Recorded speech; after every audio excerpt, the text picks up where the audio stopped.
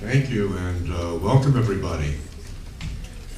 Wonderful to see this large turnout for what I think is going to be an extraordinary program. This actually is the first of 3 programs that LACE and the new center will be doing this year.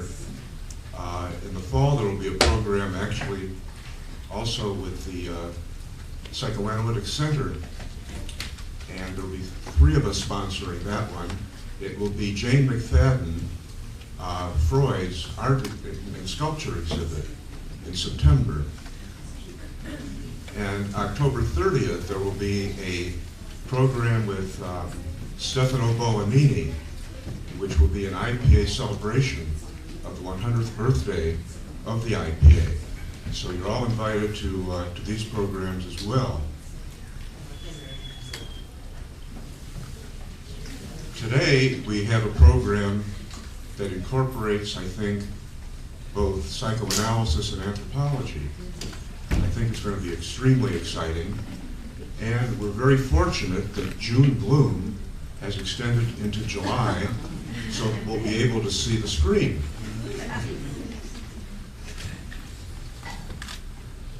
Dr. Charles Fisher is a training and supervising analyst at the San Francisco Center for Psychoanalysis.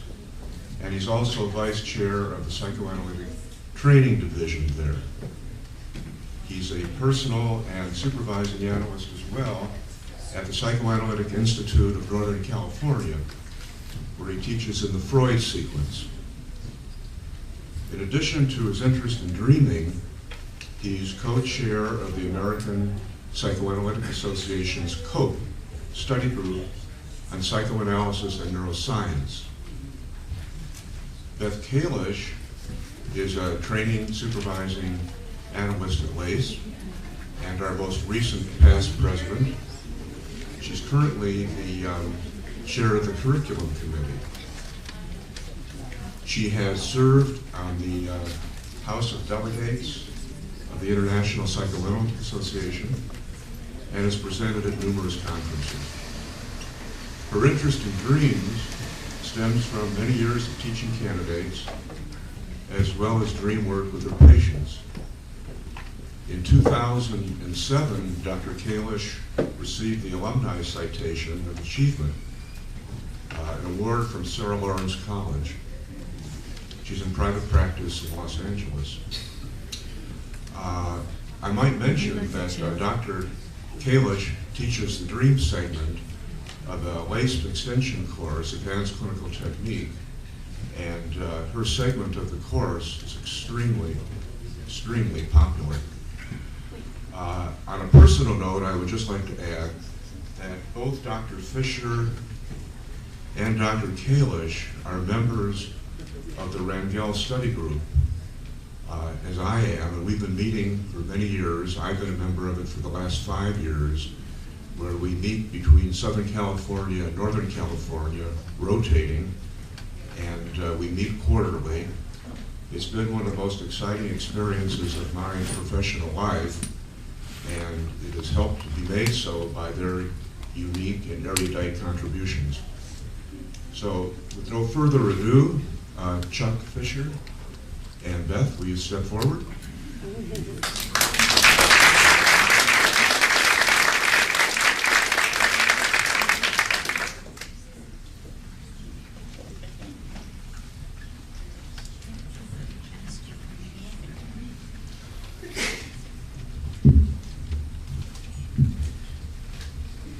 This is always too high for me.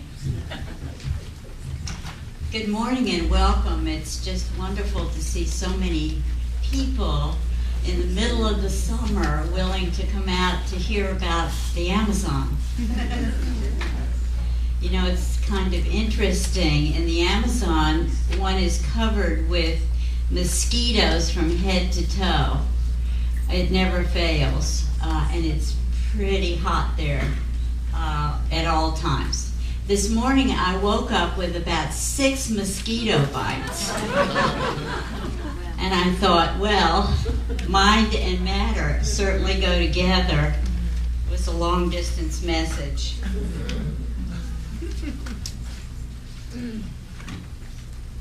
We're really pleased and happy to share our experiences with you and our findings from the rainforest. We're going to begin with about a 13-minute film. This is a professional film that was done by Landsburgh, and it's called The Dream People of the Amazon. It fits so well in giving a tone for what we will say that we thought this was far better than anything we could say with words, so we will start there. I do want to call your attention to a number of things that go by pretty quickly in the film so that you can kind of make note of them, because we'll be elaborating on this further. The first is an early morning dream sharing. Oh, I'm sorry. There's some introductory material. And after initial pictures of the environment and the wildlife, you'll see some dark interior shots with elders talking about dreams. This is an early morning dream sharing ceremony with Wayusa tea, which we will talk about later. Immediately after, there is some narrative in Spanish provided by Domingo P.S. Domingo was one of our most important contact people in the village of Sherimensa. We stayed there for quite a while on 2 of our trips. You'll hear more about him. In the film, he is wearing a crown of toucan feathers. Every adult male householder owns such a crown. His face paint is typical. We thought it all had special meaning, the face paint, and we come to find out it's just like our makeup. It is worn for dangerous occasions such as journeys into the forest and formal occasions like today, such as important meetings and when photographs are taken. A few minutes later in the film, you'll see some women chopping manioc in a garden plot. Manioc is a mainstay of the Achuar diet and the principal ingredient in chicha. Now, chicha figures very profoundly in the Achuar culture. It is the ever-present drink. Women combining cooked manioc with their saliva make the drink on a daily basis. It is fermented, and we can report that it tastes as good as it sounds.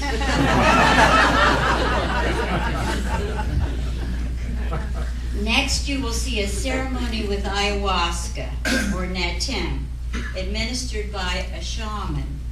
We can't vouch for the cure that he supposedly achieved in that sequence you're going to see, but it is certainly truly dramatic. We do know that especially with visions, hallucinations, and natem, that dramatic events do occur. We've had some of those experiences. Shamans, in our experience, are astute observers. They're observers of character and insightful in their interpretations of hallucinatory dreams. Finally, you're going to see women working and singing in a typical garden, followed by a comment on the culturally important concept of arutum. Arutum is a very important concept we will talk about later. Santiago Caverum, who appears in the film, was the thesis advisor for a manuscript written by a young Achuar student entitled, in Spanish, The Interpretation of Dreams in the Achuar Culture. We made use of some of this material in our background work and in our journey.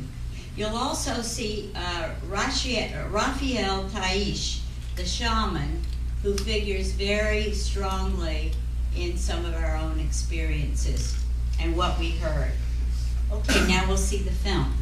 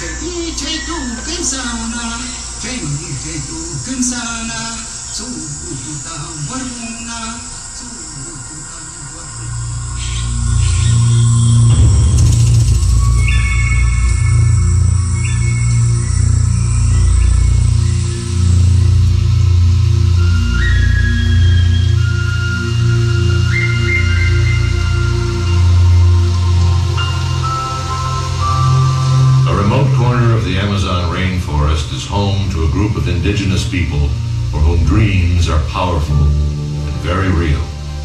Their dreams have already begun to affect the modern world. Here in southeastern Ecuador, some 3,500 dream people live in small communities scattered over an area about 140 times larger than Manhattan. In their pristine rainforest, not a single road exists, and no logger has ever felled a tree. No mining company has extracted a single nugget. No oil company has ever pierced the earth with a drilling rig. These people had no contact with the outside world until the early 1970s. Even today, that contact is limited, and they still live in much the same way their ancestors did. They call themselves the Achuar.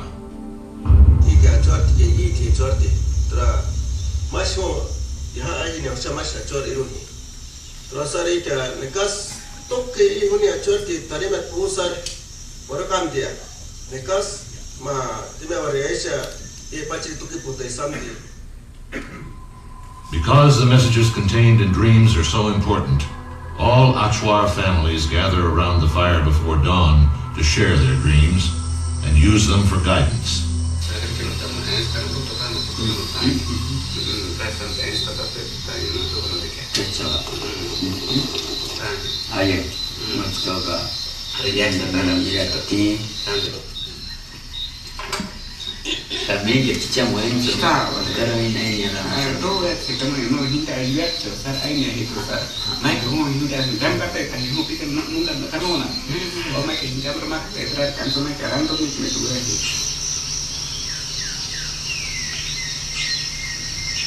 Este es el pueblo Achuar que ahora estamos abriendo el campo. This is the Achuar community, which we are now opening up to the outside world so that you can understand the reality of our lives. Es hora de abrir los brazos, es hora de abrir. Now is the time for us to open our arms, open our hearts, share our thoughts. It's time for you to know us deeply, who we are, what we think, where we're going. Now is the time for people who have never thought about the world of the rainforest to understand who we are. The Achuar are the natural custodians of a healthy tropical rainforest, a planetary treasure whose value is beyond price.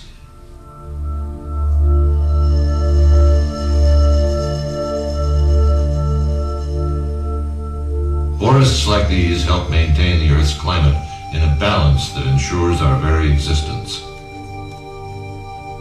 The Amazon rainforest alone produces more than 20% of the planet's oxygen.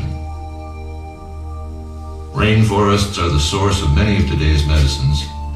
More than 2,000 plants with potential anti-cancer properties are found only in the rainforest. Western science has not even been able to count, let alone identify, all the species of animals, insects, and plants that live in a healthy tropical rainforest. But we do know that Achuar territory is home to more species of birds than are found in the entire United States. 25 acres here may contain more than 700 species of trees, about the same as in all of North America. A single pond here can sustain a greater variety of fish than are found in all of Europe's rivers. For the Achuar, the rainforest is even more than this. Para mí, esta sábana verde que tenemos en nuestro pueblo Achuar es For me, this green world in which we live is our market. todo lo que nosotros necesitamos sin, From it we get everything we need without any expense. como mujeres achuaras tenemos una huerta, una chacra. Entonces allí nosotros como As Achuar women, we have gardens in which we plant manioc, sweet potatoes, all sorts of plants.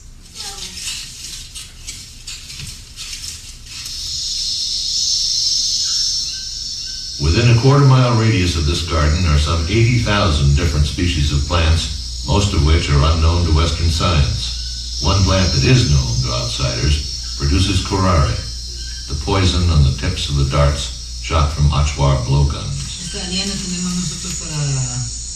This vine gives us curare. We use it to hunt birds, monkeys, and other animals. This is a very powerful poison.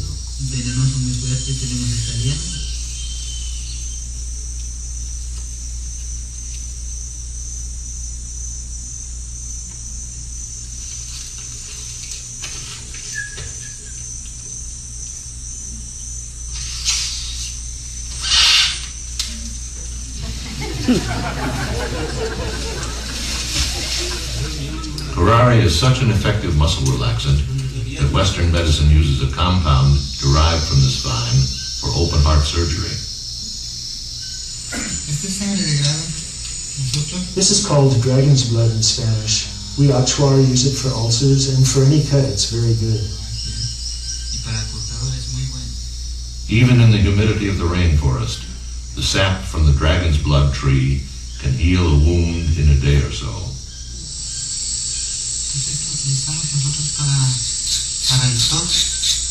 We use this to cure a person's cough. We use just the scrapings from the inner bark. The clear liquid from this fungus dramatically improves a person's vision within minutes.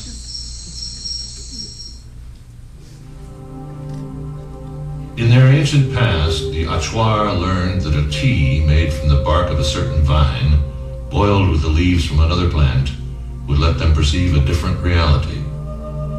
In their language, this tea is natem. It's also called ayahuasca. Ayahuasca cures illness while it gives us visions of the future. So you have to give a lot of importance to these plants.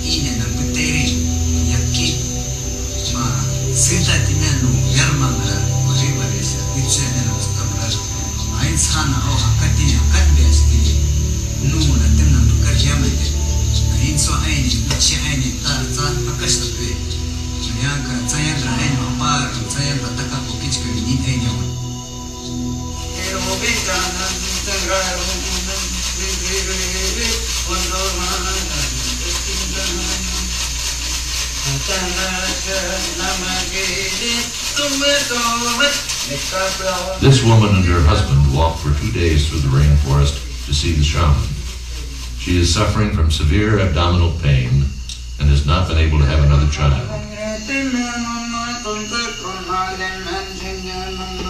After filming was complete, we learned that the shaman's patient no longer has abdominal pain, and she has given birth to a healthy baby.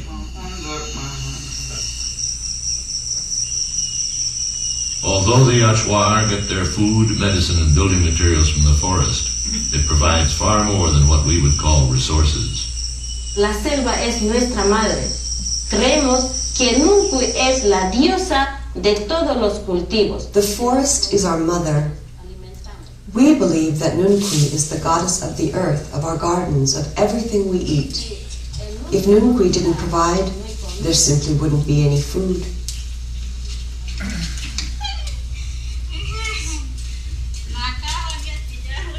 Como mujeres achuaras, As Achuar women, we make requests to Nuncui. dan súplicas andando. The oldest women go into the gardens and ask Nuncui to be generous, to make all the plants grow tall and healthy. Engorde el camote, que engorde los platas, todo esto suplica. It's the oldest women who do this, the women who have truly learned the songs. Aprender el canto.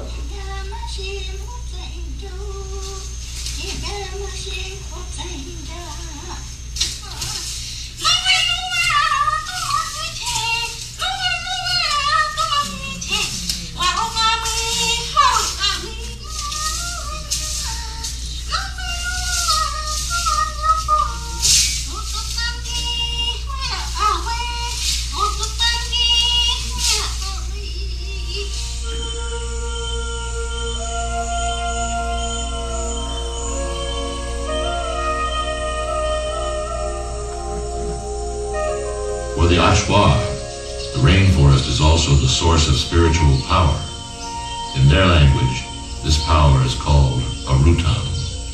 Arutam es un ser protector. Arutam is a being that protects us. It makes itself known through various animals and even things. Se le presenta a la persona. Arutam presents itself to the person who is truly suffering and who wants to obtain the power of Arutam. Conseguir la fuerza de Arutam. Entonces ahí Arutam's source is the forest itself, and Arutam gives us messages, gives us power. para darle fuerza. Aini awe ni hundri turutiri. Aini mun na pitmak. Hindawe kakon kama jawe chukya. Tuna pesa hindawe kainu nya hai pita wasana. Himbe uchi asana. Himbe uchi asana. Himbe uchi asana. Chai tu kimsana. Chai tu kimsana. Wari ji tisha.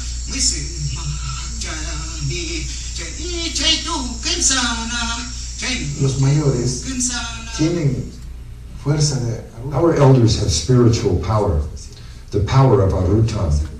They always know exactly what they're going to do.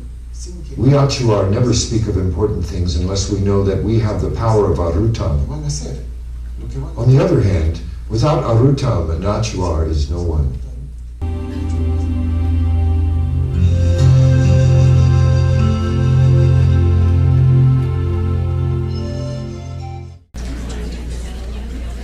All right, now we'll continue. As you can see from the film, deep in the Amazon, dreaming matters. The lives of the indigenous people, the Achuar, are built around their daily dream analytic process. For hundreds of years, the Achuar, living just north of the Peruvian border in Ecuador, have seen few outsiders. Their people sustain a traditional way of life in one of the few untouched areas of the rainforest left in the world. As a traditional practice, members of each Achuar community awake daily, long before sunrise, somewhere around 4 to 4:30 in the morning, which we did a number of times. to participate first in a cleansing ritual and to share their dreams. This is a daily practice. The dreams are interpreted by elders in the family or in the clan. Dream interpretations are then used as a basis for making decisions for the day. In 1997, North American anthropologists approached an Achuar clan proposing to conduct a study of their Achuar dreams, but the Achuar could not immediately make a decision about whether to participate in the study. So the group decided to dream on it. By consensus, they then agreed to participate in the anthropological study. An earlier extensive study by the French anthropologist Philippe Descola gave a detailed overview of this culture, including the dream interpreting practices. Our present study, as two North American psychoanalysts who had each had previous very brief trips into the Amazon jungle in Ecuador, both of us were intrigued. In fact, we had each had transformational experiences of our own before we decided to formalize this project together that would focus on the dream life of the Achuar people from a psychoanalytic perspective. We sensed that the Achuar culture had a unique understanding of dream interpretation that might help us with our patients. We traveled into the rainforest in the fall of 2008 and again in November, December of 2009. We interviewed many members of the Achuar people on a one-to-one basis. Several shamans, village chiefs, political leaders, as well as adult men and women in various communities. We interviewed about their use of dreams in daily life. Importantly, we ourselves participated in pre-dawn dream sharing on a number of occasions. And what we want to give you is what we consider our preliminary report. Hypotheses. Despite radical differences between the Achuar culture and theories of North American psychoanalysis, we tried to approach our research with certain background concepts derived from our own work. We hypothesized that, number one, Achuar dreams will reflect sexual and aggressive themes, affects of shame and envy, and defenses of displacement and projection. What else would we be looking for? 2, dream reports and dream interpretations will reflect transferences to the leader and to other members of the small group in which the dreams were discussed. And 3, the process of dream interpretation in the group will reflect group psychology as described by Freud.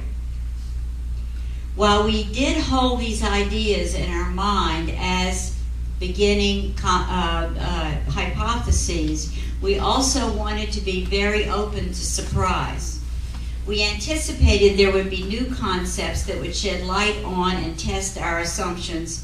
However, we felt it was very important to make our assumptions explicit in an effort to prepare ourselves to move beyond them.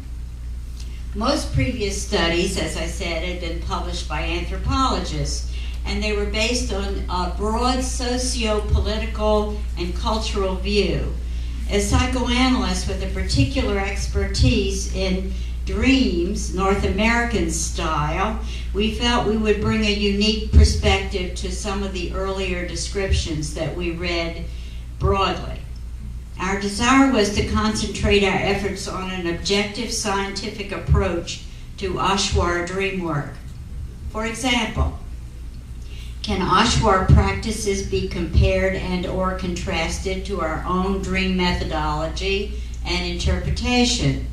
In that regard, we hope to gain new insights from their dream material, their use of symbol, use of the unconscious, transference phenomenon, theory of action, and decision-making that could be helpful with our own patients. Therefore, we like to think about our work as called ethno-psychoanalytic. As we're going to elaborate, our initial hypotheses received support. In addition, certain ideas emerged from our work and seem to have implications for psychoanalytic theory and practice. Data.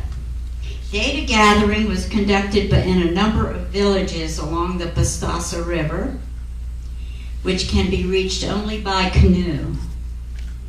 That's a good example.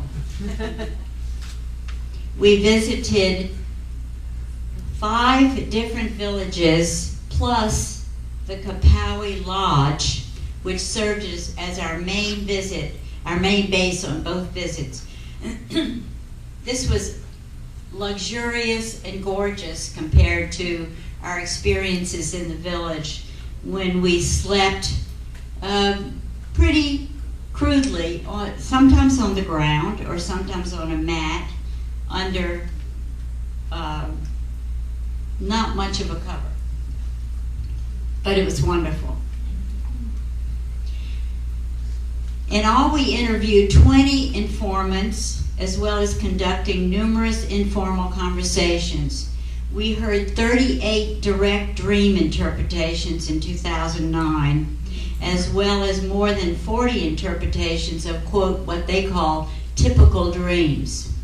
15 dream interviews in 2008 helped prepare us for our more extensive trip in 2009. Our own dreams were among those interpreted. And by the way, both Chuck and I had the experience of being very, I don't want to say attuned, but I want to say that our dreams were vividly remembered in the Amazon in a way that they're not very vividly remembered here at home. So that was very interesting to both of us. We had an opportunity to make direct comparisons between Achuar interpretations of our dreams, which we're going to tell you about, and interpretations arising from our own self-analytic work. In addition, we had more than 100 dream reports and dream interpretations collected previously by the anthropologist Marilyn Schlitz in 1997,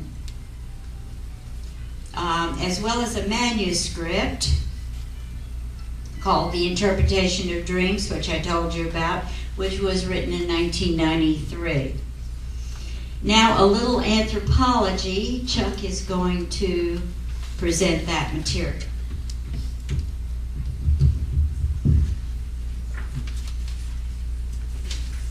It's really a pleasure to be here today, to travel to the great wilderness of Los Angeles and see so many friendly faces. I do want to mention that the film you saw at the beginning, or you saw part of it at the beginning, produced by Lawrence Landsburgh, is available for purchase on a website. And if anyone wants to know at the end, I can give you the data to obtain it directly. Also, well, you saw Kapawi Lodge a few minutes. You saw Kapawi Lodge a few minutes ago, and it's possible to go there. It's really not too terribly difficult, and we can provide that information also, so you can have some of the experiences that we've been speaking about.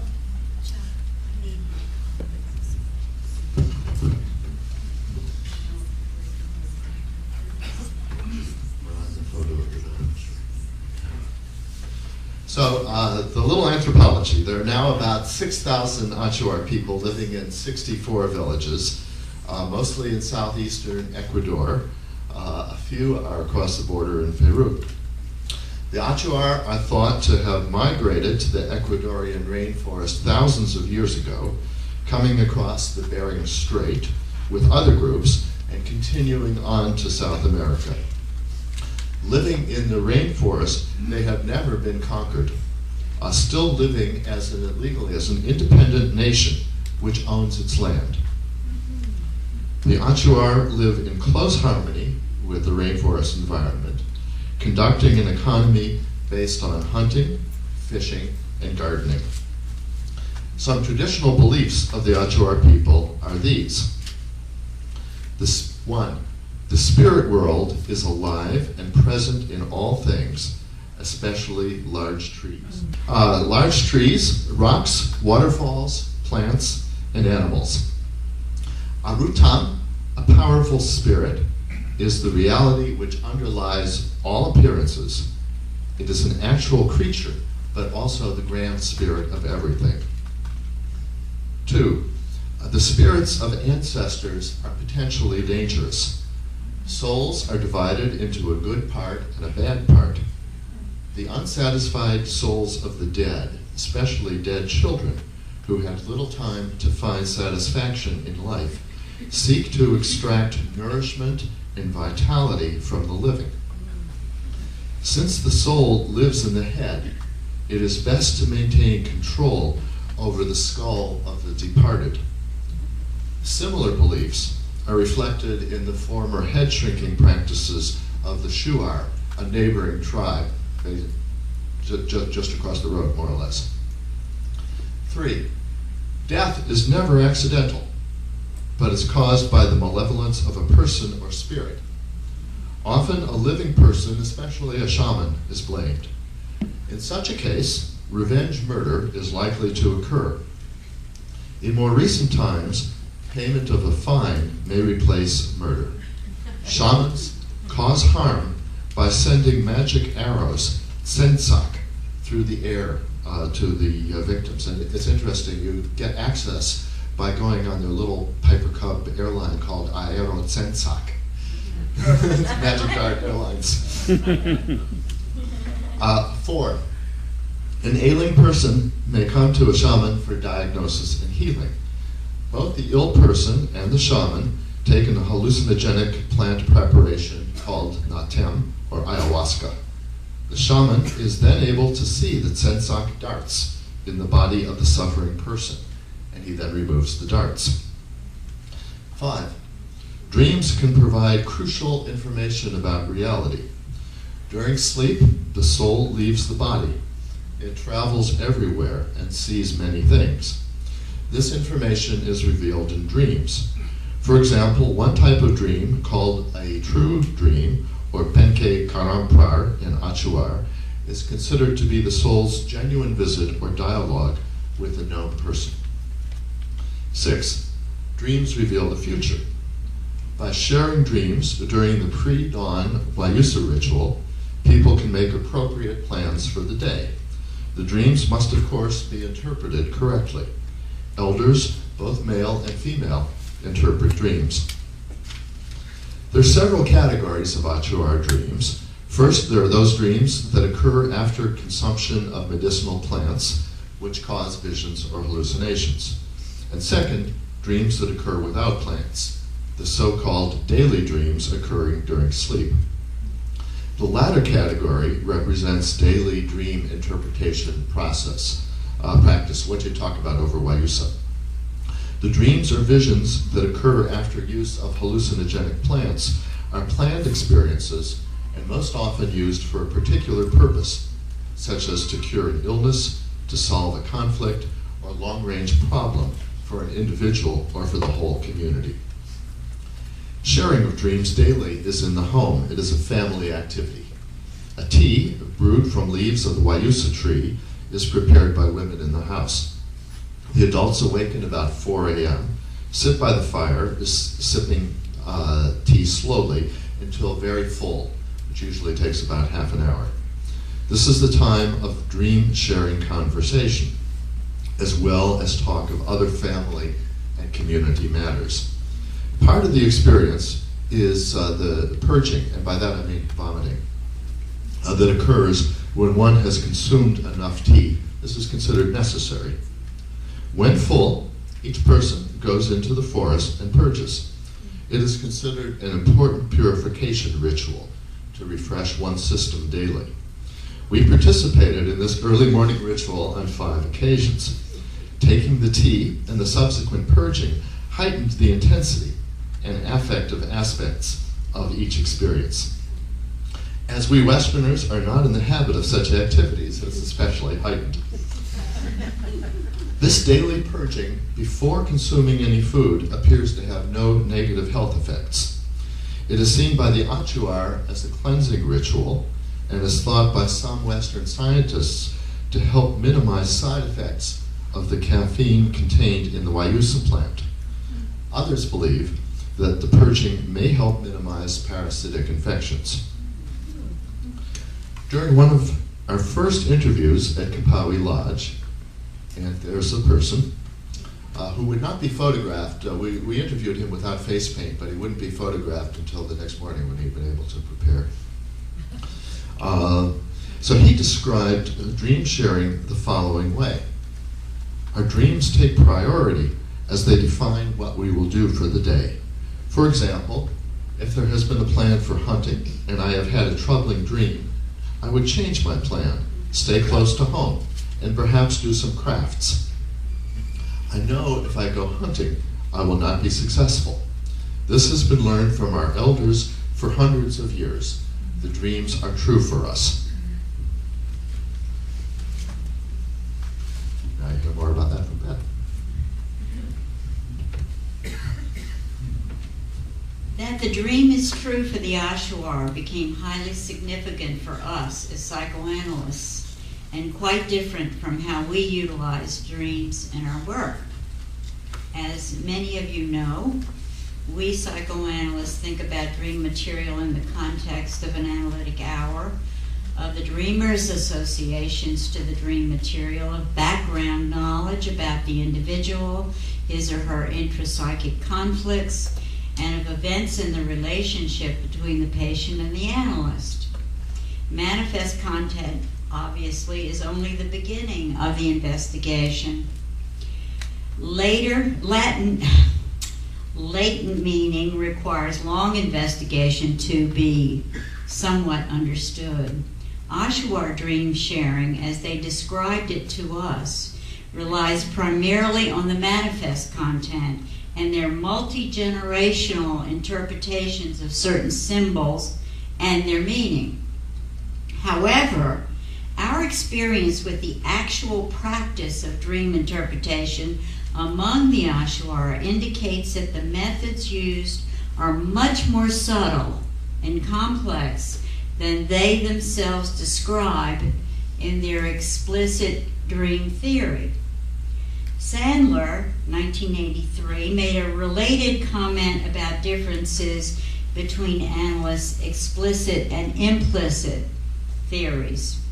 It is true that the Achuar use rules of interpretation centering on the manifest content of dreams, but there is variation among interpreters, some very sophisticated, others very simple.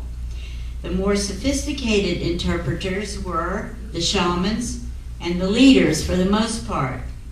They used their rules in a very flexible way. Just as Freud used the interpretation of symbols in dreams as a method, supplementing and being supplemented by the primary method of interpretation of the dreamer's associations, for Freud the symbol may be a shortcut to the meaning, to be confirmed and elaborated through a more methodological analytic procedure. Similarly, the more sophisticated Achuar dream interpreters use rules regarding manifest content as an entry point into a more complex process involving dream interpreting group and its leader, as we will illustrate. Okay, now that's the background for what we have felt about some of the dreams that we heard. I want to shift for a minute, and I'm going to present to you a particular interview with a young woman which we had in 2008, And the way I'm going to present the material will be a kind of case illustration and how the dream impacted our interview, which was quite surprising, quite dramatic, and quite emotional. This is our interview with Isabel. This is Isabel. Isabel was 20 years old when we met her. She had graduated from high school along with other studies in management and tourism. She was considered very skilled and was chosen to work as head of housekeeping at the Kapawi Lodge where we were staying. At the time of our interview, she was supervising 3 Achuar men in their duties, which in itself was highly unusual. It was particularly unusual because the people at the Kapawi Lodge were being trained. They were chosen very particularly because of how bright they were, how enterprising, how motivated they were. And she was chosen above the others to be in a kind of supervisory capacity. She told us it was not easy to be in the position of supervising men. She had a great deal of gossip to deal with among the other women housekeepers, and about the fact that she was talking freely to men as part of her job. This is very new and is very much changing some of the culture internally. Gender roles among the Achuar are very clearly delineated, and boundaries are not easily crossed. And these are occurring at the Kapawi Lodge, which is in itself a unique place. When we interviewed her, Isabel was also learning English. Work schedules at the lodge were 33 days working, followed by a return to one's own community for the next 24 days. In this way, working at Kapawi everybody remains close to their own, much more family-oriented practices, which are very different at the lodge, where they serve Westerners and European visitors and so on. When we asked her directly about the Wayusa dream sharing practices in her particular family, Isabel answered that now it was only herself and her mother at home. This is where the interview took place at the Kapawi. Immediately she continued, quote, "My father was killed when I was 5 years old. It was just when the Kapawi Lodge was being built. It almost caused a war. He was killed," she said, "for shamanic reasons." Now I'm going to report an extraordinary story of her past. Her father was a shaman. He was the brother of Raphael Taish, whom you saw on the tape, on the film. Raphael was a powerful shaman, is a powerful shaman, who spoke of changing the dreams of the culture of the North. He was the shaman who had a particular dream that said to him that the Achuar needed to reach out to the West, the North, in some way. The dream was about seeing a condor and an eagle flying together. The eagle represents North and and power, technology, all of this, while the condor represents spirit, South America. So after this dream, the different clans got together and decided they needed to do something or they might be extinguished. And of course they were also dealing with the large oil companies in the north of Ecuador and Peru and Colombia at the same time. So they had some clues that there was a lot of danger going on from the north. and they decided to reach out. That was the beginning of the building of the Kapawi Lodge and some effort to bring ecotourism to the area. Isabel told us she was very close to her father as a child. In fact, before he passed away, he had given her ayahuasca. He had taken it with her. This is highly unusual for a young child, as most Achuar children do not ever participate actively in the Wayusa ceremonies until they are 9 or 10 years old.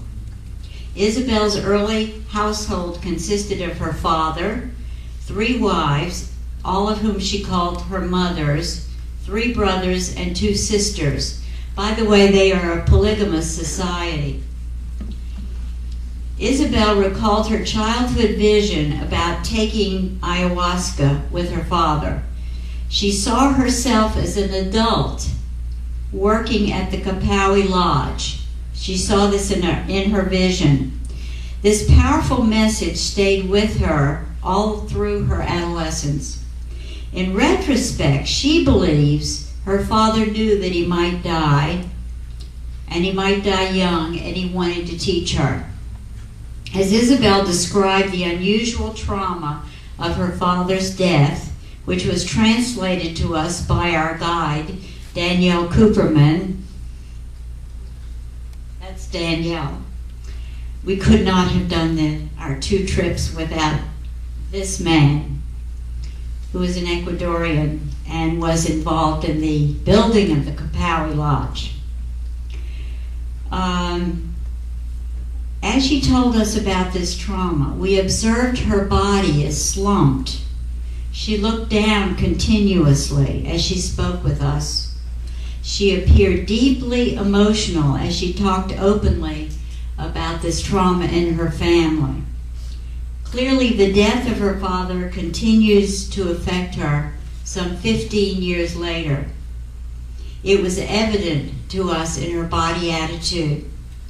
Her concave posture then and at other times was most revealing. She told us she had never talked about this before. It seemed that her father was in the process of clearing a new site for the family garden. The chakras, as they're called, usually last about 10 years.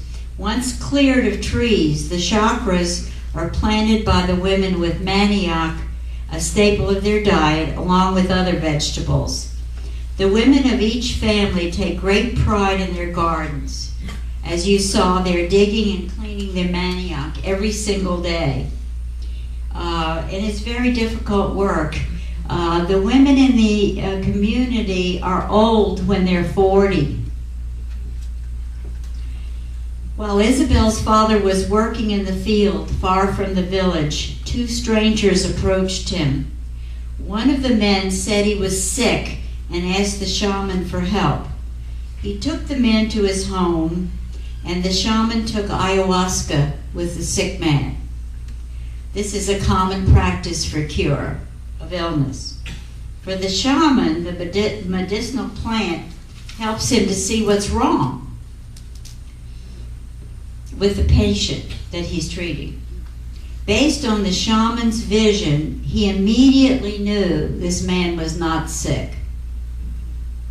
He wondered to himself, why had he come? Later that night, the shaman had a very bad dream of his own.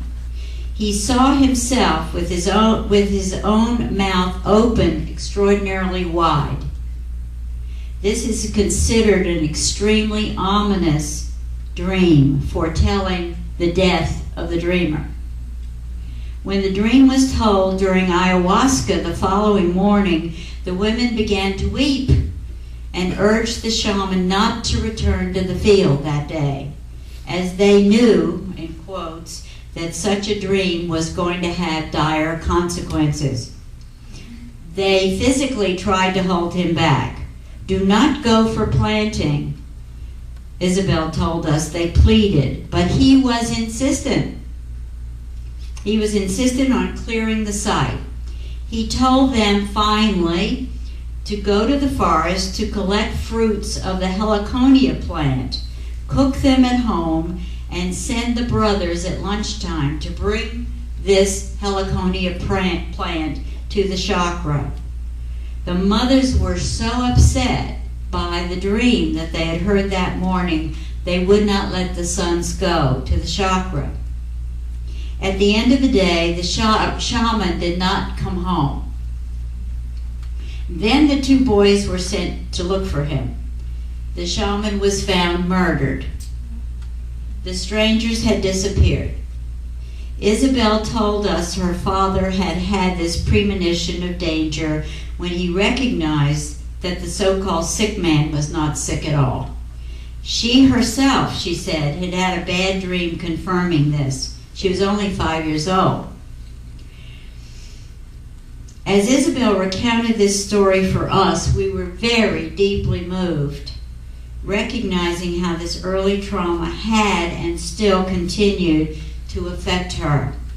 We had many unspoken questions about her experience, which could not be probed due to her clearly somber mood as she talked about the trauma. Later we discussed this among ourselves. Why did the shaman insist on leaving home? If he, quote, knew he was going to be killed, was he perhaps protecting his family from witnessing what the strangers might do to him? We don't know. We still don't know. In subsequent interviews, however, and dream accounts, we learned that many times an individual Achuar does not listen to the message of the dream, and the results have led to significant negative consequences. It's important to note that among the Achuar, there is no acceptance of accidental death. There is always a reason, typically someone's malign intention. Individuals may take ayahuasca for personal reasons, often in relation to a special wish or intention. In addition, once a year or so, the hallucinogen is taken as a group process. The effect is very strong when taken in a group. The group will drink and sleep together. Isabel described her experience as profound, but did not want to elaborate. In fact, she clearly said, when we asked her, would you talk about this? She said, no, I don't want to. Isabel represents many of the changes in gender roles and attitudes occurring among the Achuar tradition today, while at the same time she continues to believe deeply and be motivated by the prophetic ayahuasca dreaming of her early childhood and current events. Her choices, both conscious and unconscious, are illustrative of these dynamic issues that are existing among the Achuar today.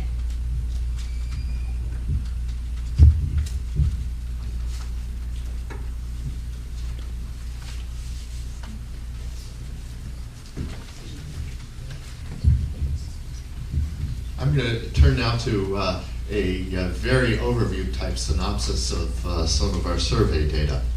Preliminary results. We obtained 38 dream reports during our 2009 visit. We tabulated the themes reported in the dreams according to their manifest content and interpretations offered by the Achuar themselves, and also low-order inferences which we made. To give examples of what we mean by a low-order inference, someone gave an association to pointing a gun at a deer which he thought to contain the spirit of his own father. And our low-order inference is that that association represents latent aggression in the dream itself. Second example, a man's dream involving many women lying down in a house. We inferred, again, low-order inference, I think that this represents latent sexuality. So to just give a quick overview of a few of the things that came up, we saw the results. There were many supporting the three original hypotheses that we had proposed. We did, however, note an absence of shame themes. The dream reports that we obtained were all voluntarily shared in a small group setting. We speculate that dreams involving genuine shame may have been withheld, not only from us, but possibly also among the Achuar themselves. Among the other prominent themes that we noted were the following: oceanic feelings or manic defense, examination dreams, the exams being Achuar type exams like hunting, etc., punishment dreams, frustrated wishes, ambition, direct wish fulfillment, anxiety about the body, and here's an interesting one: harm resulting from the failure to communicate a dream appropriately when it should have been communicated. And then here's another local one: resistance to visions with ayahuasca. Other themes: action plans carried out, the wish to have a dream, problems that were on the mind of the dreamer prior to sleep, the wish to sleep, magical powers possessed or desired, and group rivalries. When we asked the Achuar where their dreams came from, we were invariably told that interpretations of dreams were learned from their elders and ancestors. The Achuar believed that their ancestors may continue to inform them by appearing as mute creatures in the jungle.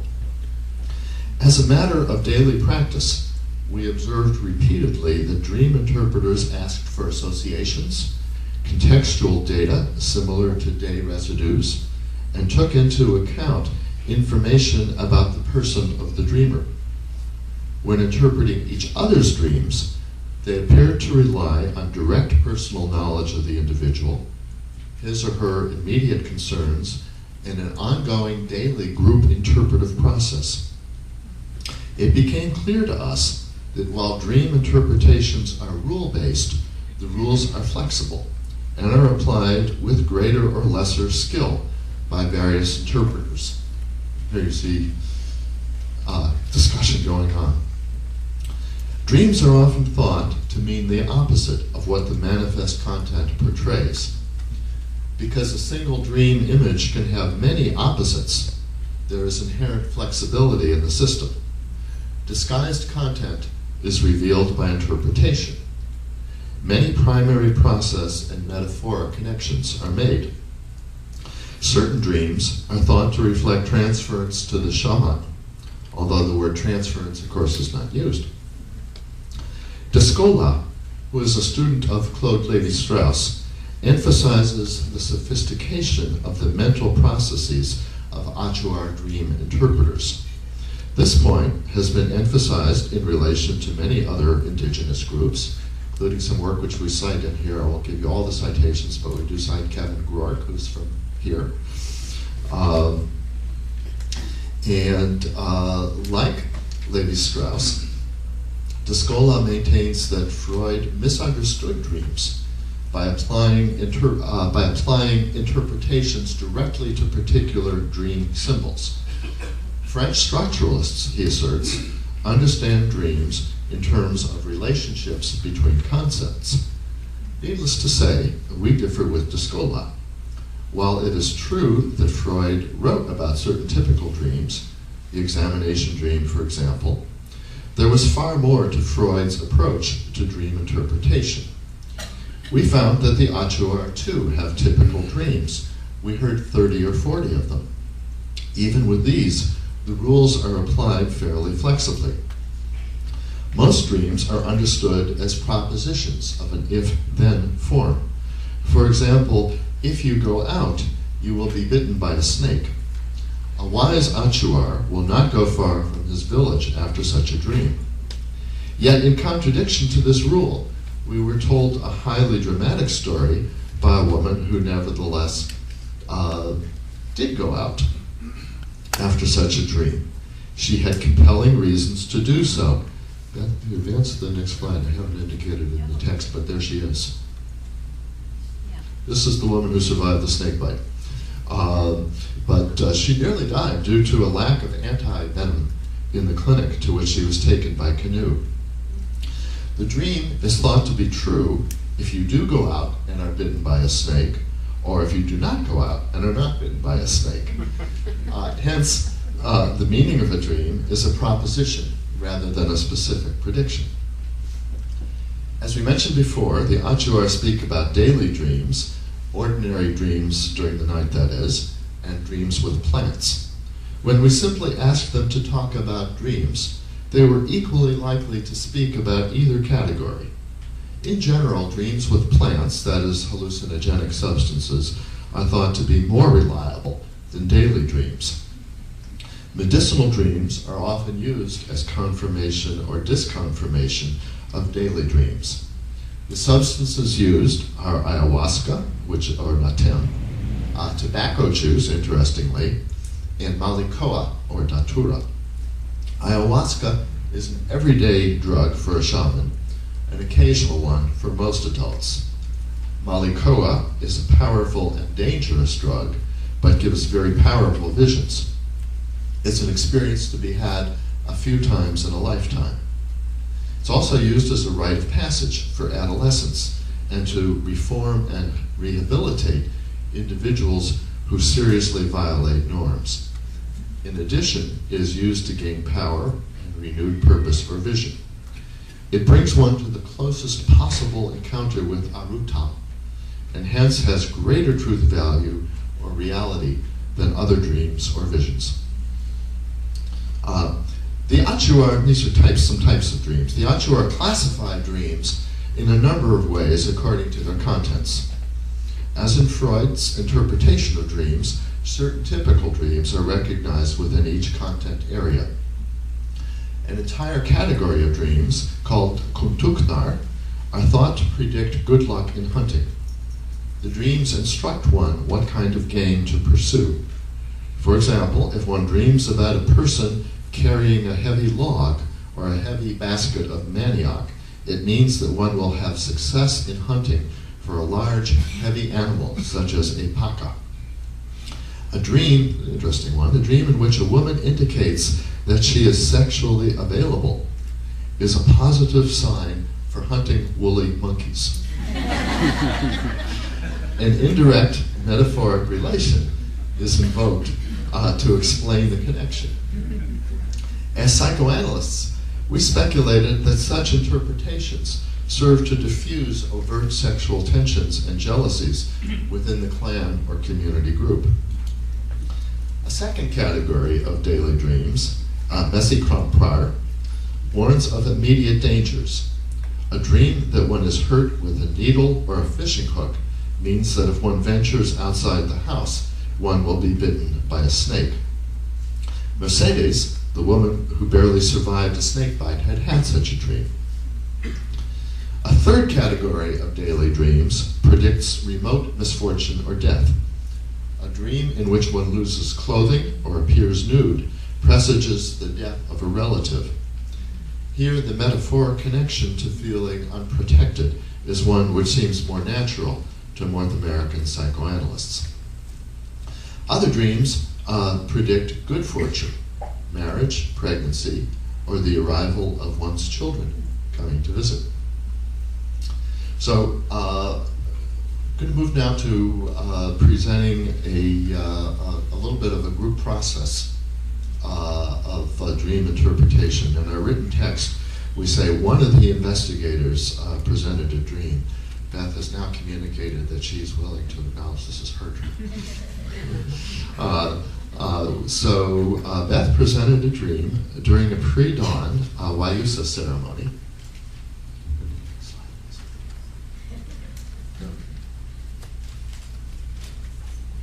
You see the light is just coming up. We're making the photograph possible. It happened to be the third dream discussed that morning, following a dream about the Wayusa ceremony itself by another individual, and a vaguely described dream of ill omen by a second person. In this third dream, Beth needed to go to a fancy fundamentalist church. The leader of the church was Mary Baker Eddy. Now, she herself had no immediate conscious associations to Mary Baker Eddy. But in the dream, the figure wore elegant clothes and silver. Someone in the dream said, "Why are you going? She won't cooperate with you." But Beth was going to get a certain book from her. Following this dream report, a group discussion ensued among the Achuar as to what should they do with this material. Here you see one individual. Beth was asked several questions, including a request to describe the church. Domingo commented, this is a photo from him during another day actually, commented that the dreamer, that Beth went to the church despite doubts about the success of her journey. Beth added that the church was beautiful inside. When the Mary Baker Eddy figure came out, a large woman, she was cooperative. She gave Beth the book, and the dreamer, Beth, then left. Our Achuar guide, that's Danielle, asked what Beth felt at that moment in the dream. Did she feel satisfied? Beth said yes, satisfied. Domingo then consulted with his brother Felipe, who was also present, and with another man. Felipe associated to a recent dream of his own about receiving a book. That dream had been followed by a serious injury to Felipe's dog. Domingo pointed out that typically a dream about receiving a gift implies that the dreamer will lose something of value, as Felipe had done. Danielle then commented on the surprising cooperation in the dream, unexpected cooperativeness. Domingo, thoughtful about the physical beauty in the church, said that he felt notably surprised Beth did not remain in the church in the dream. He felt that that fact changed his interpretation of the dream from the rule-based one about receiving a gift. He offered his interpretation, pointing out that it was only his personal opinion. He related the book to Beth's presence in the rainforest and her desire to learn from our journey in order to help patients. Beth then thought of a particular patient of hers, who is from a Christian Science family. Meanwhile, I had mentioned that Mary Baker Eddy was connected with Christian Science. With this association, Beth became aware of a continuing concern about the well-being of that particular patient during her long absence. This association of Beth's seemed to confirm Domingo's interpretation about Beth's desire to learn from our journey in order to help patients. Domingo then associated the book in this dream with a dream of his own, in which he was given 6 machetes. The machetes turned out to represent, in his own interpretation, 6 elected officials who were helpful to him when he was elected president of a large organization, Confinii, an indigenous federation. He then made a joking connection to the first dream that had been discussed that morning, linking all of them together. In this abbreviated discussion of an elaborate process, one can see the traditional Achuar interpretation of a typical dream. Receiving a gift in a dream predicts that the dreamer will suffer a loss. Felipe's dream depicted the injury or loss displaced onto his dog. But a great deal more occurred in this process. 2 other dreams preceded it. 2 more were later offered as associations to the Mary Baker Eddy dream. Domingo's joke at the end made an explicit link to the first dream in the session. The dreamer, Beth, was asked for comments on the dream, and specific elements in the dream were taken as indicative of special meaning. The dream interpretation offered by Domingo took into account the reasons for the dreamer's presence in the rainforest. This interpretation elicited new associations on the part of the dreamer, Beth. Domingo then elaborated on his earlier interpretation by associating to his own dream of 6 machetes, implicitly commenting on the symbolism in his own dream, and amplifying the theme of unexpected cooperation. It must be said that Domingo is an extraordinary individual who is not the typical Achuar dream interpreter. But his methods of interpretation arise within Achuar tradition and seem fully comprehensible to the other Achuar adults who were present. At the same time, he represents a synthetic model of cultural change, which we can only begin to outline in this brief presentation. We'll go on now and tell you about another Wayusa session, and this one is a little bit darker. And I don't just mean the time of day. It began 5 in the morning, really dark outside. And we were gathered in the kitchen area of the community house for a larger than usual community Wayusa ceremony. A dignitary was leading the group. Later that day, he's scheduled to fly to a neighboring community, and we are scheduled to travel by canoe to Kapawi Lodge. About 5 or 6 other members of the village are present.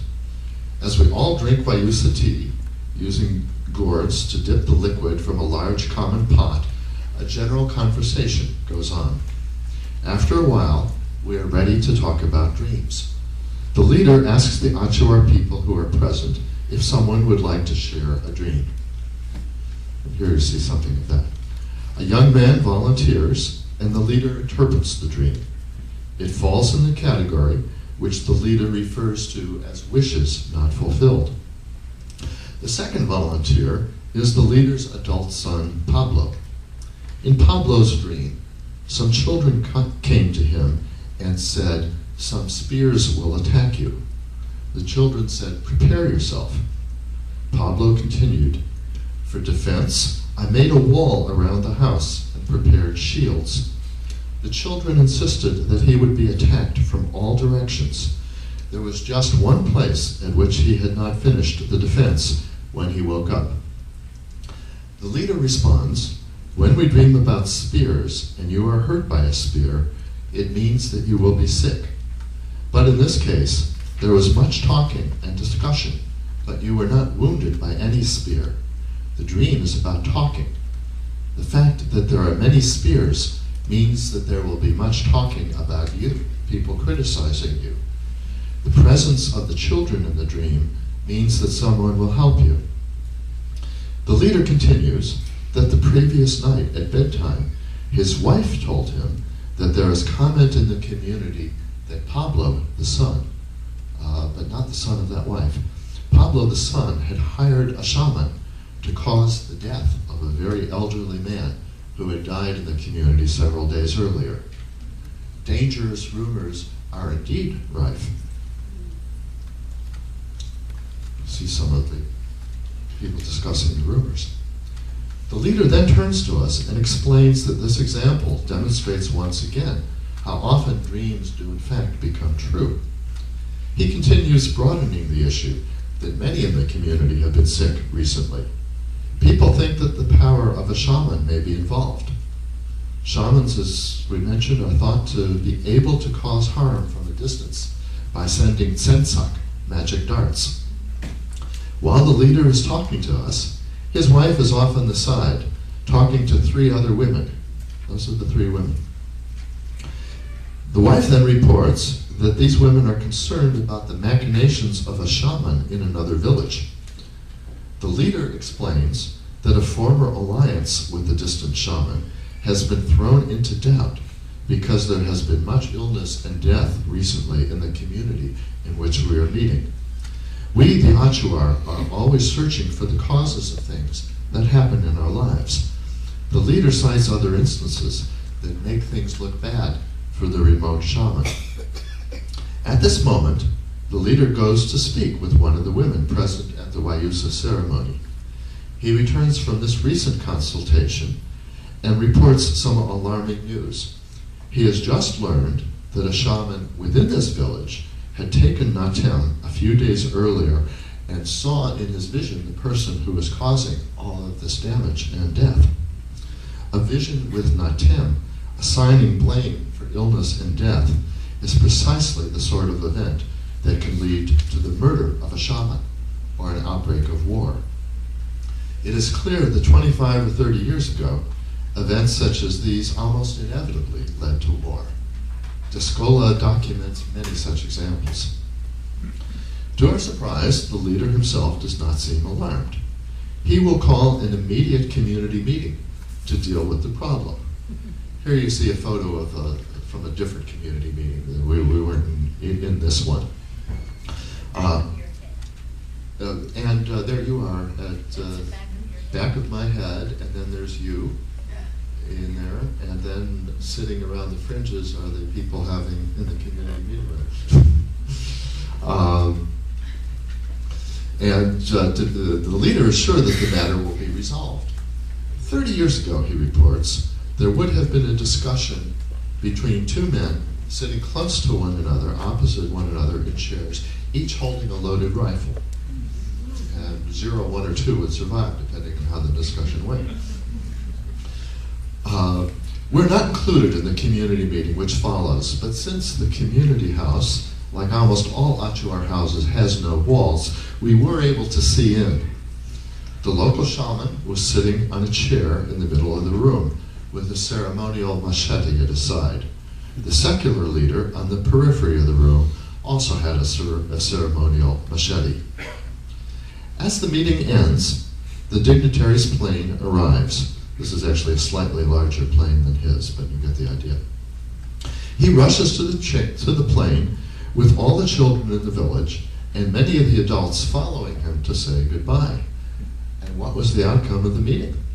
An agreement has been reached. The rumors about Pablo are to cease immediately. The community will continue its de facto alliance with the shaman in the distant village. The second shaman will be invited to conduct a serious discussion with the community in which we were meeting in hopes of further resolving these matters.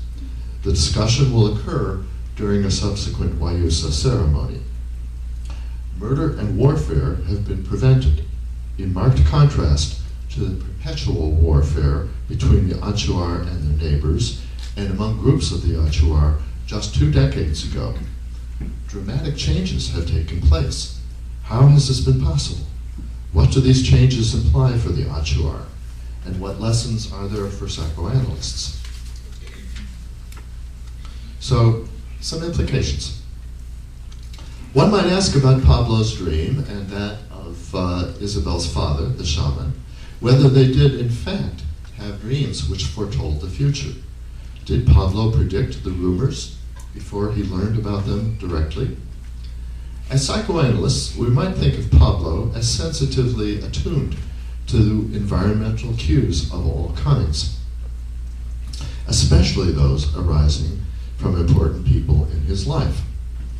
This would allow him to consciously, preconsciously, and unconsciously predict the future.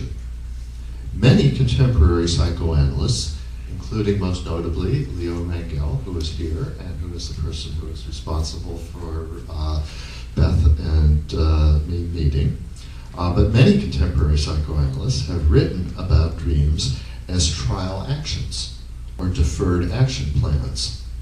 This idea is an extension of Freud's thesis that thought is trial action.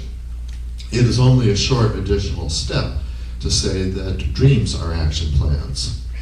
The idea emerging in our work is neither new nor an inevitable consequence of our observations, but it is a powerful concept, useful in practice with our patients and in analyzing our own dreams. And it has been reinforced for us through our contact with the Achuar dream culture.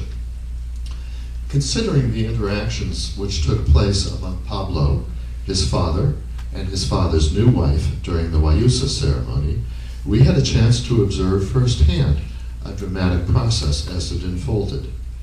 Pablo's narration of his dream in the ensuing events brought forward a serious personal concern for Pablo and exposed a major subterranean fault line in the community. Through the medium of the small group dream narrative and communal discussion, secrets were revealed and a catastrophe averted.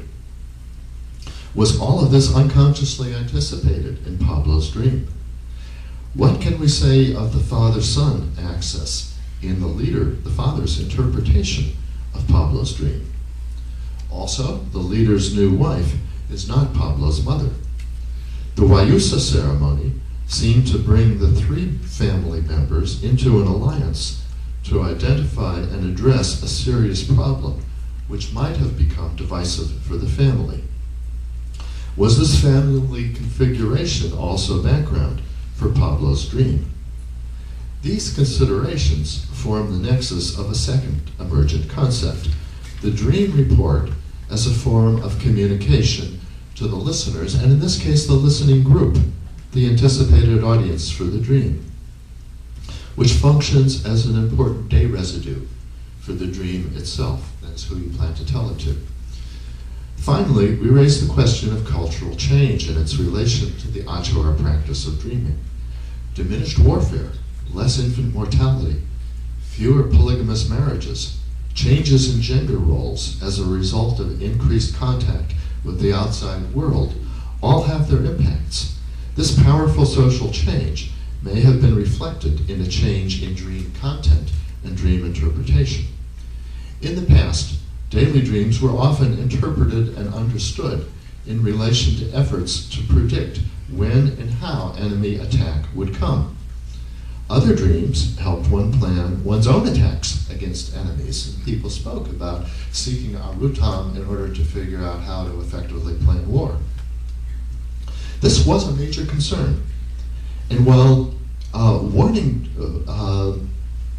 but things have changed somewhat about the decreased conflict. While warning dreams continue to be prevalent, the concern about warfare has lessened dramatically as the Achuar become more consciously mindful of their need to collaborate against larger and more lethal outside forces that could lead to their ultimate extinction. Also, there is now an increased prevalence of dreams, which are seen to reflect desires and plans of the individual dreamer. We noted numerous dreams of ambition or action plans, which were later carried out. One individual's new enterprises, a fish farm, and a systematic approach to raising chickens were presaged by dreams and then confirmed, importantly, by visions with ayahuasca. We have tentatively concluded that in addition to the changes in contents of Achuar dreams, there is a change in the way of conceptualizing dreaming itself. Their classic view is that dreams are given to the dreamer from outside. But now it appears that the desires and initiatives of the individual are seen as dream instigators as well. A sign prominently posted in an Achuar village says in Spanish, "Our future depends on us." These concepts compare well to the unconscious wish and the preconscious dream thought described by Freud in his topographic dream theory. And they also frame our third emergent concept, changes in the psychic relationship between dreaming and reality in response to cultural change. Our dreams shape our culture, while our culture informs how we understand and respond to our dreams. Beth will sum up.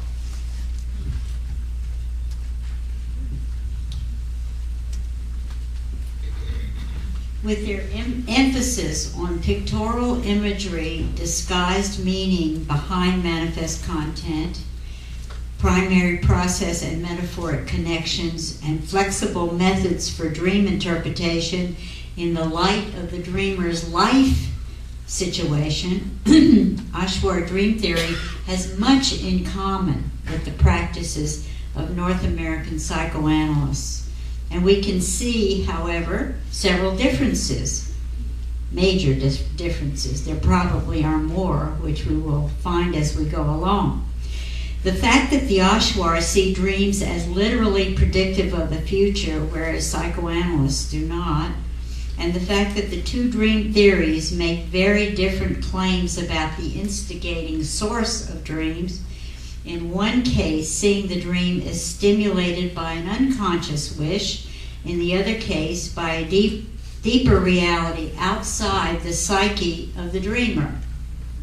An unconscious wish expressed in dream material as symbol or metaphor brought to consciousness via interpretation can enhance the dreamer's decision-making function, allowing for clearer choices and for taking responsibility for consequences of a particular act, hopefully.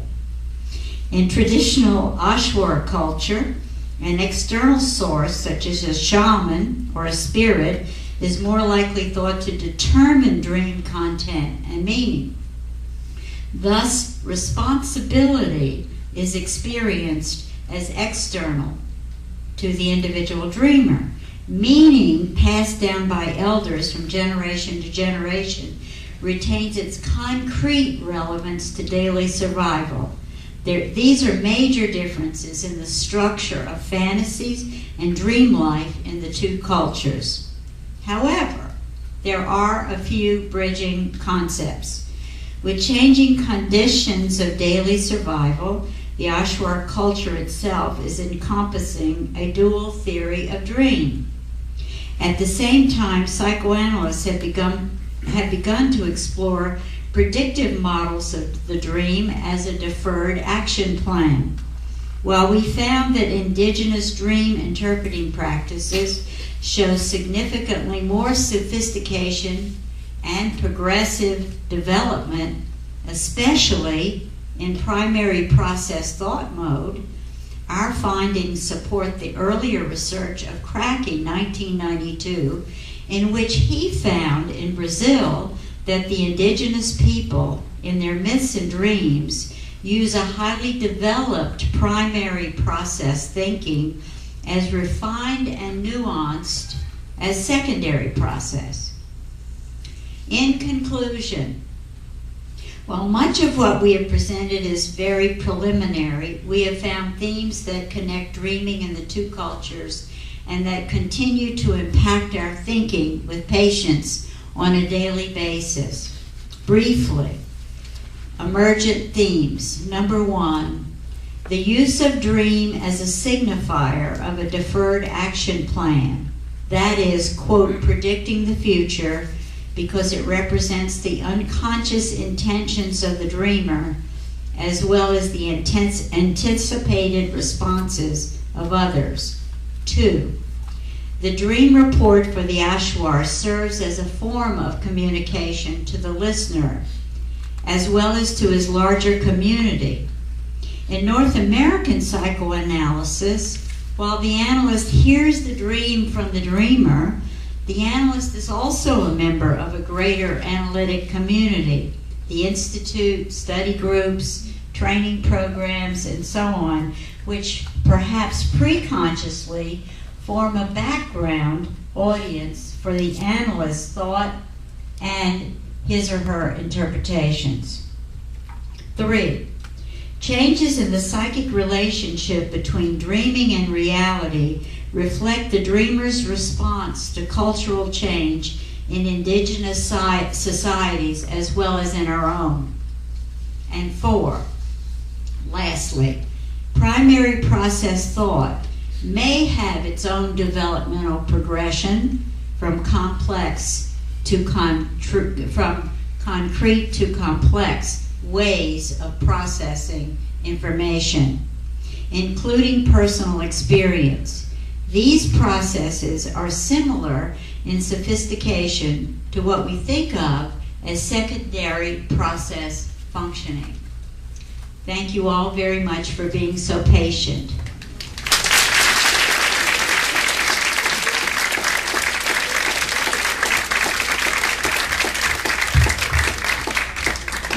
We're open to your questions.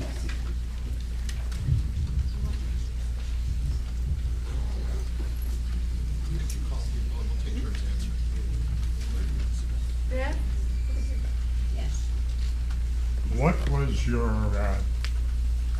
impression of the impact of the two of you as people who are healers on the ways in which dreams were presented in your presence? In other words, did they see you as shamans, particularly North American shamans? There was a mention made of one of the villagers who was concerned about one of your patients. And what I was wondering about is how much you've thought about this and what you are going to write about it, if anything. Well, I can tell you one direct experience I had on my first trip before Chuck and I started our research. This was a tourist trip. And during that trip, the guide, Danielle Cooperman, who was also our guide on these two trips, had introduced me as a healer from the north, or something to that effect, to the Achuar. And at one point, one of the leaders in one of the communities we were visiting very briefly, we were there like 2 nights, asked Danielle if I would go to see his sick daughter. And Danielle came to ask me this, and I was I was rather dumbfounded and had great trepidation about interfering with them, but he said it would be offensive if I didn't go. So I went into the small area where this young woman was sweating profusely. I mean, we all sweat, but she was wrapped up in blankets and clearly, it seemed to me, was with a raging fever. And of course I talked to her, but my language was English. She opened her eyes and sort of looked at me. Her father was standing there next to me, and just intuitively, I was really improvising. I had a red bandana around my head to catch the sweat, and I took it off and I put it on her forehead. And I said a few things to her about, I think you're feeling very, very sick right now, but perhaps the cool red bandana that I'm putting on your head might help. And Danielle translated, and her father translated. The next day, the father comes to me with the bandana dried, folded, it looked like it had been washed and ironed, and wanted to give it back to me. And I said, no, that belongs to your daughter. How is she? He said, she's fine today. That's my story. I wanted to give a slightly more general response to that. Danielle, who's been in contact with Achuar for 25 years or something like that, knows them very well, knew how to introduce us when we were there for interviews, and each time said the same thing, more or less, that these are two doctors from the north who work with patients who are struggling with various difficulties, and they have come in hopes of learning from the ways of the Achuar. That they know that the Achuar people are very successful and proud people who live in harmony with the rainforest and survive very well. And they would like to learn from the Achuar methods that might be useful to them in helping their patients back home. This was true, and it was also taking acknowledgement of the fact that they are indeed very proud people. So, of course, it would be consonant that people from the north would be coming in order to learn from them about their wise ways.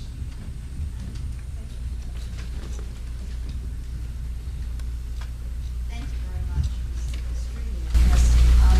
I was wondering about the selection. I mean, how does somebody become a dream interpreter or shaman? That's the first question. And the second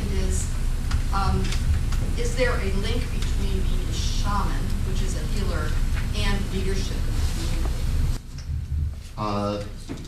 Let me say a couple of things, and I hope that will too. First, Every mature adult can be a dream interpreter. This is done by ordinary citizens in family groups. But a shaman is different. To become a shaman, the main procedure involves having 3 or 4 control cases.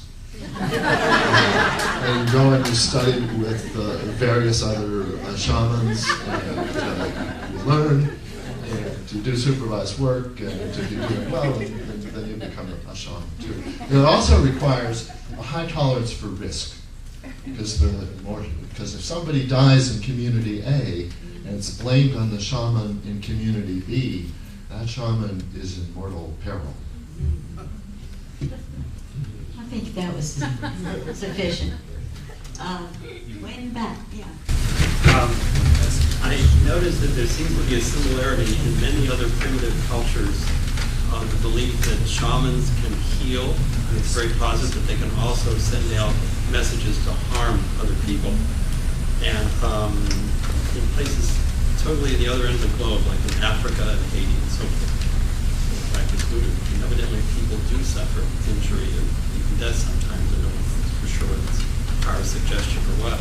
So since you were thought to be a shaman from the north, in a way, I guess some primitive peoples might conclude that not only do you have positive healing power, but you could go back to Los Angeles and by thought transfer perhaps cause some harm to some rival psychoanalyst.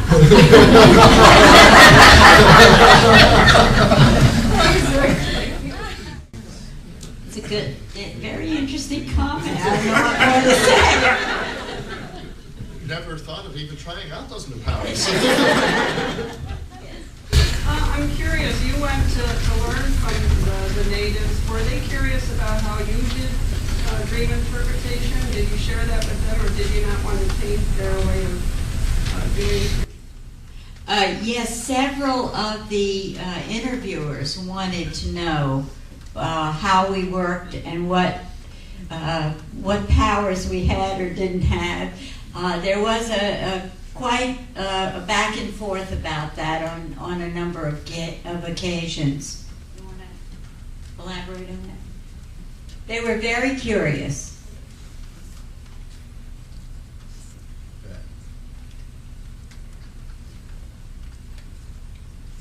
I just want to say how dangerous it is to plant a seed.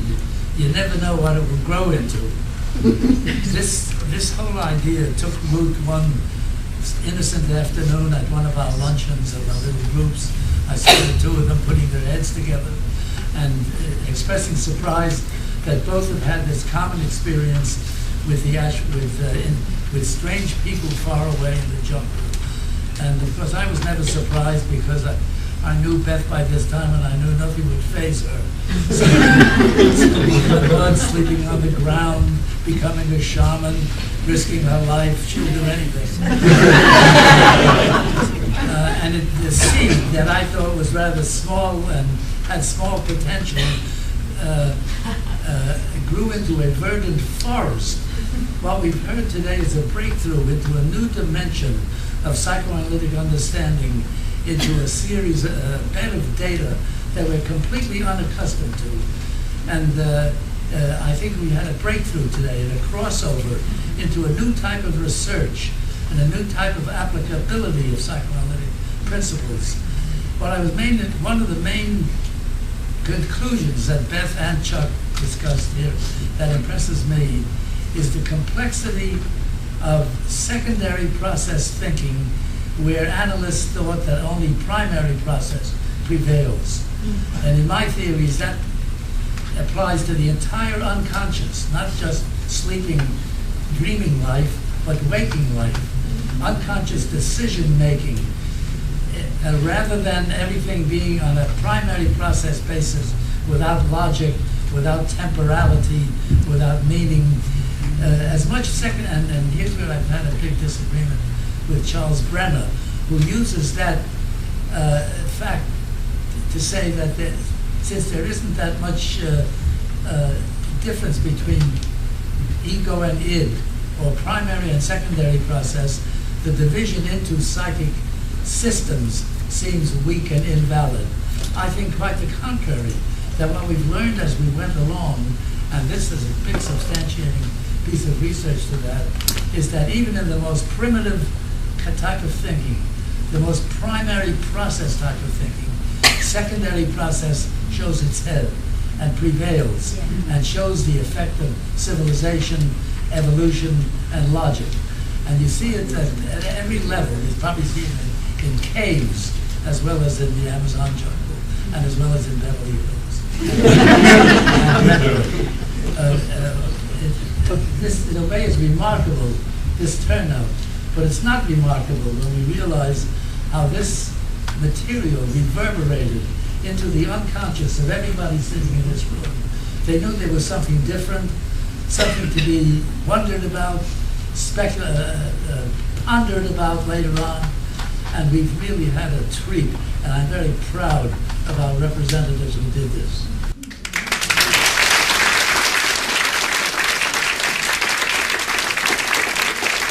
Thank you very much. You're too kind, thank you. That's really more than we could hope for. I was curious to mention that at some point there was a decision possibly related to a dream about seeking more contact with the North. And then here comes people who are visiting and bringing the kind of connection that I think you alluded to. Was there any discussion that you're aware of among the Achuar about how your appearance confirms the decision to reach out to the North? Okay, just a little background about that. It's an interesting question in terms of chronology. We are not the first. There have been numerous groups who have started to come into this region since the dream of the mid-90s, when the shaman had this, what he considered this predictive dream that they had to reach out. That generated the beginning of the building of the Kapawi Lodge, so that they could house people from the north in a tourism kind of way. And this has been a slow process. How many years did it take them to build the lodge? It was many years, I think. Yeah, a number of years. And Danielle Cooperman, our guide, was one of the primary forces in getting that lodge built. So that happened long before we came. They've had tourist groups. I don't know if they've ever had, other than the anthropological visitors in the late 90s, I don't know whether they've had researchers come in who were psychoanalysts. That's not information that I know. I think we're among the first psychoanalysts. we will claim that. Well, maybe you're the first psychoanalyst. First of all, thank you very, very much. It was a wonderful presentation. I happen to have been there in 2002. We went a group of friends. There were doctors and analysts in the group, and the whole experience of healing also was present in the group. We visited one Achuar family. We were taken to one Achuar, and so there's a lot that I could share with you. But what was very striking to me, the difference between 2002 and 2008, one of the main things was the young woman who was looking, facing, and looking up. While we were there, and we also stayed at Kapawi, the women were just looking down. They would come and we would, even if we would talk to her, because we tried to engage, it was very, very shy and very, very distant. None of them was able It seemed that it could not happen. Now, regarding the dream, what we learned from the Achuar we visited, the shaman, what he said about the dreams was that they were predictive of, they seem not to have a notion of time. They would plan, the way we understood it at the time, they would plan their daily activities based on what they had dreamt that night, what the whole group had dreamt. And the question came up, what happens, because there was a long explanation, what happens when there is a dream that would they not do something because of the dream? And as far as we understood, because the translation was from Achuar to Spanish, from Spanish to English. I happen to understand Spanish, so it was one step shorter. Was that there were dreams that were impossible not to happen, that they could not prevent them. So that made me think of the dream of this man who nevertheless went to the... Yes. Yes, absolutely. Yeah, so just say, I don't know if everybody heard, but the speaker was present in an Achuar community in 2002 and noted some things that were quite different between her experience and ours, in that women would not, when she was there, women would not look at men or at guests, whereas our interviewee most certainly was able to look. This represents a significant change. She also spoke, the speaker just a moment ago, about the dream that cannot be prevented, that it will happen. And I want to say just a word about the cultural change. Beth alluded to the danger to this community from the exploitation of mineral resources decided upon by outsiders. They're in mortal peril themselves, and therefore are reaching out and bringing in, having a lodge, bringing in tourists and outsiders to create a sustainable economic resource in order to fend off the oil companies. But in so doing, they are changing the culture. For better, for worse, and for all the things that happen. It's a powerful thing to watch. What do you have the next question? I think we are out of time. It's 12 o'clock. Okay, one more. Mel, please. Well, I just wanted to, this is just a wonderful, very stimulating, crystal clear presentation. I was thinking about some advantages the Achuar have over people in psychoanalytic practice, because we don't need to define the endeavor as pushed forward by suffering or symptoms, and we don't have to think of a termination phase, and we don't have to think of a difference in status. Lots of us wear neckties just so we can stand apart from the general chaos of mixing unconsciousnesses with people. There are some advantages of that. I just find the whole thing fascinating. Thank you both. Thank you.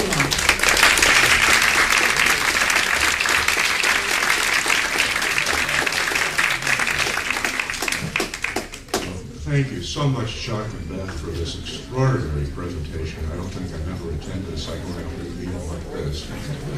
And not only did you bring together two cultures, but you brought together numerous societies and people in our community, which is exactly what a good thought arrow should do. Thank you all for attending.